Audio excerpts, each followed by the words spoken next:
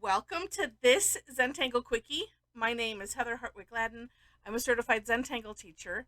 And today we're going to take a look at the Tangle Hugging Crown from CZT Dory Peters. Now, this is a new one, fairly new, within the last couple days, coming off of tanglepatterns.com. And I remember seeing Dory post this on our CZT Facebook page. So super neat. And since I saw it there, I'm like, well, let's just do this one. All right. Now, if you are familiar with the Tangle Huggins, that's a Zentangle original tangle. This is essentially a tangulation, as we like to call it, on that. So it starts off with a grid of orbs. Let's see if I can get 4 nice ones. Spread, well, okay, fairly evenly across.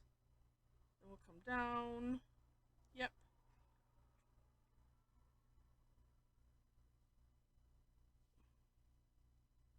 And don't worry if if your grid comes out a little bit wonky. It's okay. And if it does, take a look at the For More Inspiration link so that way you can see Dory's step out. And in it, she shows how to do it a little curvy. There's also the concept of crazy huggins. You could do the same thing using this concept with crazy huggins. So it doesn't matter how your grid ends up. It'll all be fine. Okay. Now, this is the this is the challenge on my side.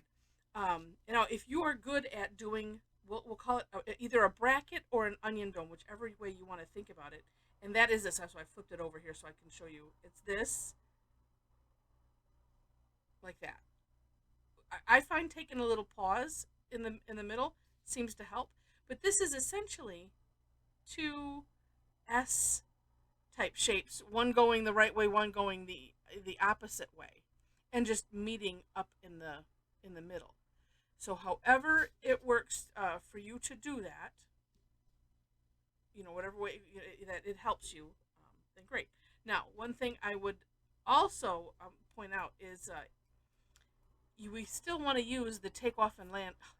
I'm getting a weird accent. Take off and land. Maybe I've been listening to Rick and Maria. I'm getting their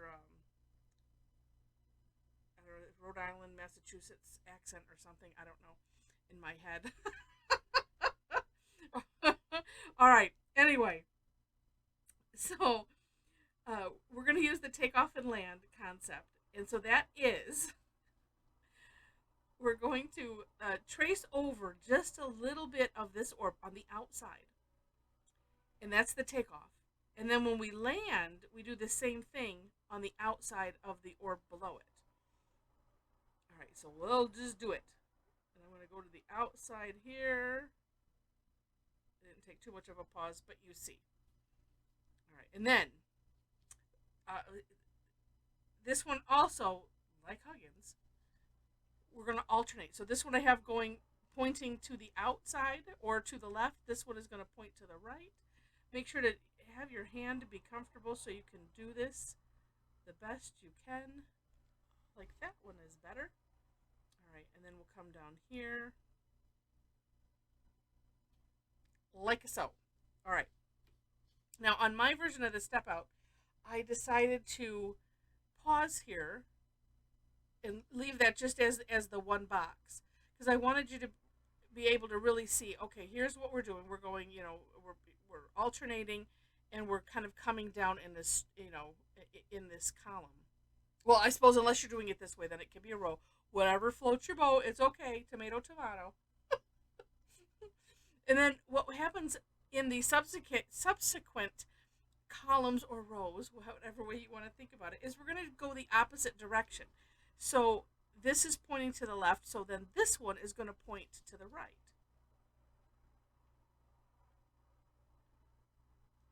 And then you just continue to alternate.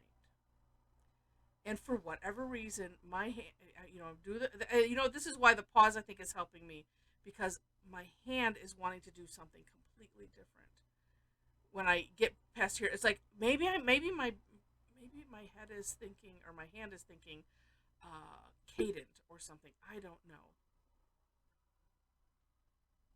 And that's another one where we utilize the takeoff and land, and we work, the same shape coming down. Uh, you know, well, no, that one we do the same. We do it on the same direction, so never mind. But for whatever reason, it's like pausing that helps. Okay, and oh, good. Just checking making sure you can see the hand, see the tip of the pen. You don't need to see my hand. You need to see the tip of the pen. Okay, so then we have this really neat shape, by the way, right? The trick then is, okay, so you're doing it, you're not looking at the step outs. I like to think of, okay, if I'm not looking at the step outs in my mind, where can I, what things can I put in my head so that way I know I'm doing it the correct way. Well, one thing I learned about Huggins is this to help me figure. Oh, so I don't have to think about it too much.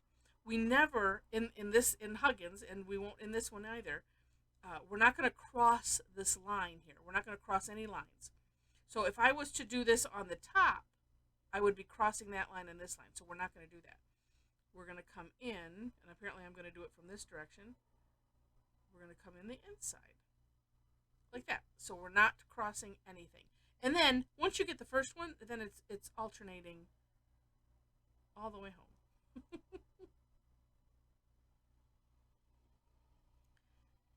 And I am going to continue to pause because, like I said,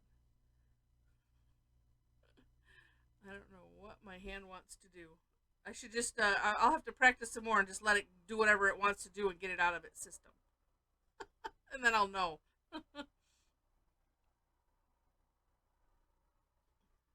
And again, don't worry. As I was like going, whoa, that's a little off. But, don't worry about those things at all. I'm going to turn my tile just so it's easier holding on to, and then you can also see.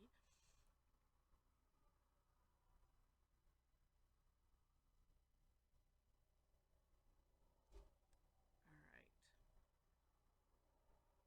Yeah, I want. Yeah, and I know. I know what it wants to do. It's really hard to not let it. Ah, the hand. The hand wants to do what it wants to do. It's got a mind of its own. My goodness. All right. So the next step, and this looks pretty cool just the way it is, right? We're going to aura all of these. Same idea. We're not crossing any lines. So here, this one's going to the outside. Like I'm not gonna aura it in here because that would be crossing. So I'm going to go around the orb and up and around again. And then this one, we're going to the inside. Now, and I said, oh, we're not crossing any lines. So there's a little give and take on this with the auraing. Because this, like if I went all the way around the orb, of course it would, but we're not really doing it. Just because these are on the outside, that's what we're doing. I hate saying something and then it's like, well, no, wait, you just did that. You just did it. You did what you said you weren't going to do. Or that could go that way. Anyway, I like to be consistent. All right. But really, it's just those outside ones that we're going all the way around the orb. Because as we work our way, here's one this way.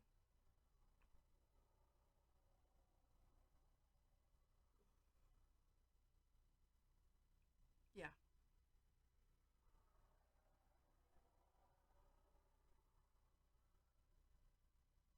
I think what my brain tries to do is just to create some logic, or for lack of a better word.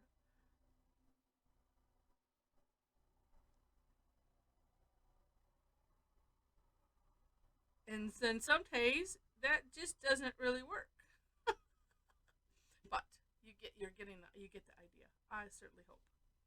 Okay, and then this one we can come around that orb.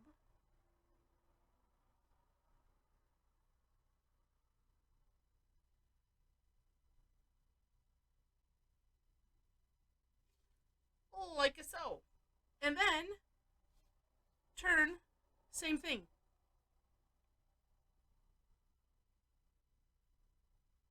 And what a neat effect it has. And I recommend still kind of going slow and just watching what your pen does.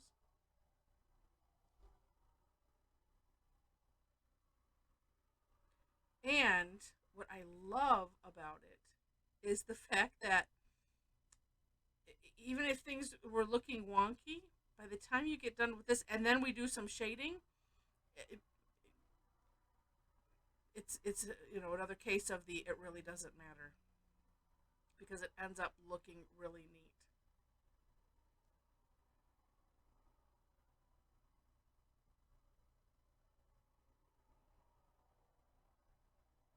I'm like, okay, it's like all of a sudden you catch yourself, or I catch myself, and then I have to stop and think for a minute. And this, because we're on the outside, we'll go around those orbs. I was feeling like I was missing something, but I haven't. Boom, there we go. All right, now for some shading. I hate to keep using, oh, well, actually, I really don't hate to keep using the word Huggins because it is just similar to that. If you've not done it, I do have a video on it. It's a lovely tangle.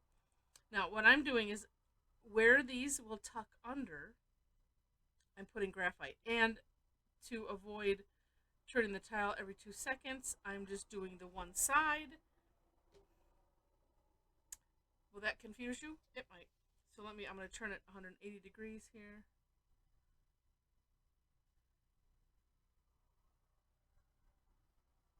And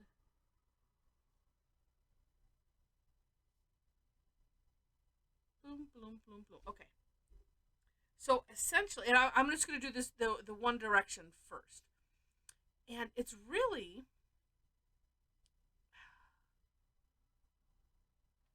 in my head, I think of this as the thin side. I don't know why. So for instance, because this, it does tuck under there, where this is the wider side, and I'm not going to do that because it's not tucking under anything.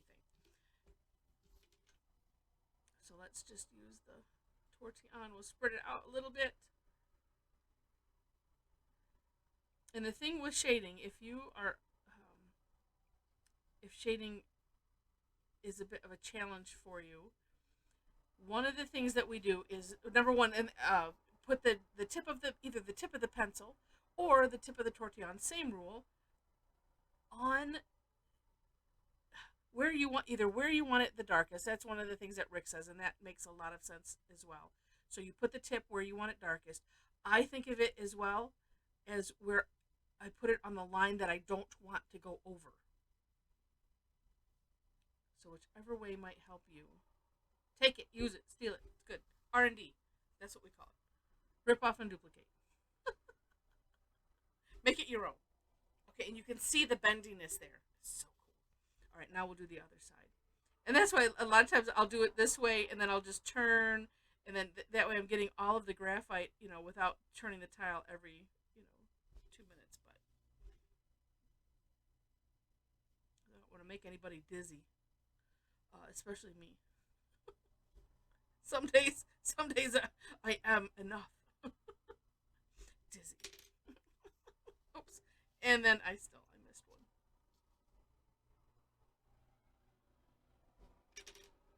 I'm sure somebody was pointing that out to me. Thank you very much. All right. And so I'm kind of going side to side a little bit, using very small circular motion. And then deciding, okay, how far do I want to bring it in? And when you're working on something small, you just have to be careful. This one, and it's not too bad. I'm just trying to be careful not to get it where I don't want it. Because it's nice to leave that aura section without any graphite in it. And then you can look and you can play. And if I have too much of a line like that one, this one, I kind of like do a little bit of a feathering, or just to spread it out. Make it, I like to do it a little bit jagged, so that way it maybe will look natural. That looks pretty cool. Now you can also play with how dark you go. Where am I looking here? Right here on this side. If you want to create more of a dramatic effect, go darker. It's real simple. And then to do that, let's see, because some of this is the light. Oh, let's just do it right in the center here. I'm just going to add some to both sides. I've already created the gradient, right? And look at how that already works. But then I also want to smooth that out a little bit. Just don't come out as far. So you're just like blending that into the gradient. Oh, look at that. That's already there. Now I have to do all the other ones. But yeah, you're blending it into the gradient that's already there. And then you don't get the graphite remorse. And it's just...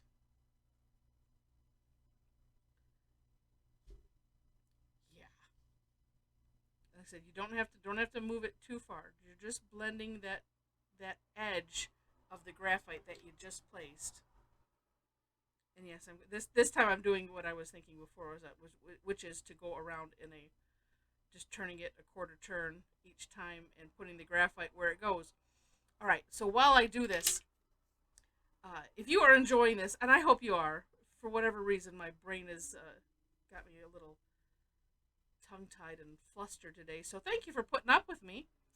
And I hope you enjoyed it. If you did, please click the like button. I appreciate that a lot. As well as, if you liked it enough to see more and you are not yet subscribed, or it is in the middle, to the channel, I would love to have you be a subscriber.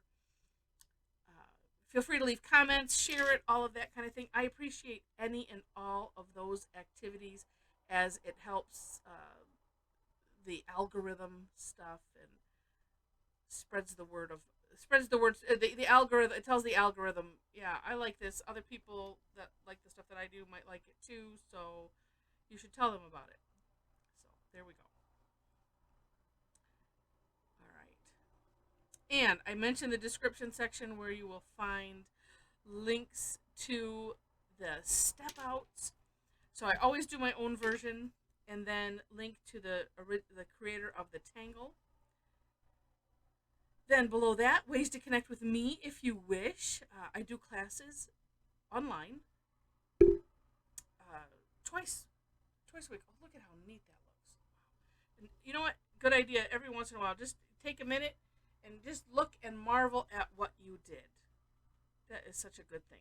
And you know what? Take a picture of it. Go stand in front of a mirror, maybe, if you don't want to, do a camera. Or just don't look at it for a little bit. And then come back a little bit later, especially if you're frustrated, if you're not happy with what you're doing. Sometimes we do just have to step away for a minute, clear our head, and come back. It's like life, right? So that looks neat. If you want to add a little something extra, now, of course, you could play with all that orad section, and you could fill it in. You could put a pattern in there, a pattern which could be, gosh, orbs would be a lot. Little straight lines, completely up to you, but I'm going to fill these in because mine usually become messy. This one's not too bad, but just a tad messy. And I'm leaving I always put a little orb in like this and then color in around it. These are so little, it's hard to see. That kind of leaves that little shine in there. And then you can always come back with a white gel pen. But if you don't happen to have a white gel pen and want to be able to create that shine, this is one way to do it. And it's pretty easy even when it's really small. All right. Also in that description section, if you'd like to hang out with a bunch of amazing tanglers, Tangle Addicts we call ourselves, we'd love to have you. I have a link there to our private Facebook group, and know that there are like 3 questions to gain entry to the group. something that it just helps to keep the tone, and I really don't like to have to um, delete messages, and so because I have some rules set up, and it's just basically to make sure you're in agreement with those, and because I really hate to delete things. So we'd love to have you join us there. I didn't get one right here very well. There we go. Well, now that I've done one, I better do them all. Leaving this shine bit here, it helps so that way, whether if you add from the white gel pen or not, it makes it so that the white gel pen is not competing as much with the black ink, especially if you get it right on where it goes. I'm not necessarily being all successful with that. There we go. Look at that. Oh, what a neat tangle. All right. Let's see. There's other stuff in the description section. Check it all out. Thank you so much for watching and putting up with my tied tongue and apparently brain that's not functioning on all levels at the moment. But what a cute tangle. What a cute tangle. Super neat. Thanks again for watching, and I wish you happy tangling.